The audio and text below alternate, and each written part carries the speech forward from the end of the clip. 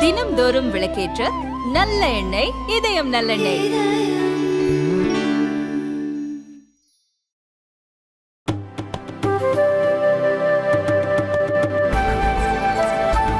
கொடநாடு எஸ்டேட்டில் மறைந்த முன்னாள் முதல்வர் ஜெயலலிதாவிற்கு சிலை மற்றும் நினைவு மண்டபம் அமைக்க சசிகலா தலைமையில் பூமி பூஜை இன்று நடந்தது.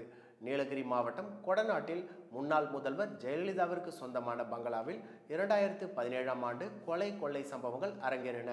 இந்த வழக்கு சிபிசிஐடியால் விசாரிக்கப்படுகின்றது. இந்நிலையில் 7 ஆண்டுகளுக்கு பிறகு கொடநாடு எஸ்டேட்டிற்கு சசிகலா நேற்று வந்தார். இரவு அங்கு ஓய்வெடுத்த அவர் ஜெயலலிதாவிற்கு சிலை மற்றும் நினைவு மண்டபம் அமைக்க நடத்தப்பட்ட பூமி பூஜையில் பங்கேற்றார்.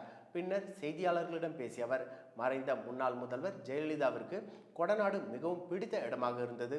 இங்கு வேலை பார்க்கும் தொழிலாளர்களும் நாங்களும் ஒரு குடும்பமாகவே இருந்து வந்தோம்.